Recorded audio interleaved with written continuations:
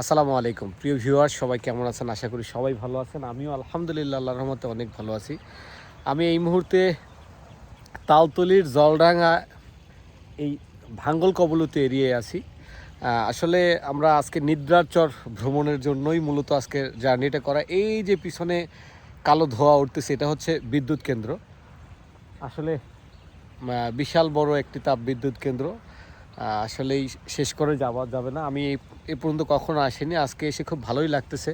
তো চিন্তা করলাম এই জলডাঙ্গা এরিয়া আপনার তালতলিতে অবশ্যই আমার ছোট্ট একটা ভিডিও আসা উচিত। এখানে আসলে প্রাকৃতিক সৌন্দর্য যতটা সুন্দর, ওই যে বললাম না, সকল সৌন্দর্যের মধ্যে রহস্যময় সৌন্দর্যের মধ্যেই অনেক আতঙ্কের তৈরি থাকে। সেই আতঙ্কের একটা স্থান আমার মনে হয় এই জায়গাটা। আসলে এই জায়গার সিনারিটা দেখলেই বুঝতে পারবেন, এখানে আসলে ঝড়-ঝাপটা যত কিছু বলেন না কেন এই জায়গাটা অনেক বেশি হয়, সেটা কিন্তু এই জায়গাটা দেখেই আমরা বুঝতে পারি।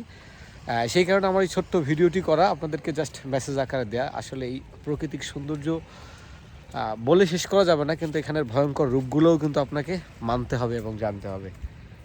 এই যে দেখেন, প্রচুর এই বাঁধ রক্ষার জন্য আসলে প্রচুর ব্যাগে বালি ভরে যেটা আসলে করে বাঁধ রক্ষার যে কার্যক্রমগুলো গড়ে থাকে আমাদের গভর্নমেন্ট থেকে, সেরকমই একটি প্রজেক্টের উপর আমি দাঁড়িয়ে আছি। এটা হয়তো বা দীর্ঘদিন আগের থেকে করা। মোটামুটি এখানের মানে চারপাশের অবস্থা দেখলেই বোঝা যায় প্রচুর ভাঙল এরিয়া। কিন্তু এই ভাঙল এরিয়ার এই স্রোতকে কাজে লাগিয়ে মানে এই যে স্রোতের প্রখর স্রোতের যে ধারাকে কাজে লাগিয়ে আমাদের দেশও কিন্তু উন্নতির শিখরে এই যে তাপবিদ্যুৎ কেন্দ্র তৈরি করে নিয়েছে।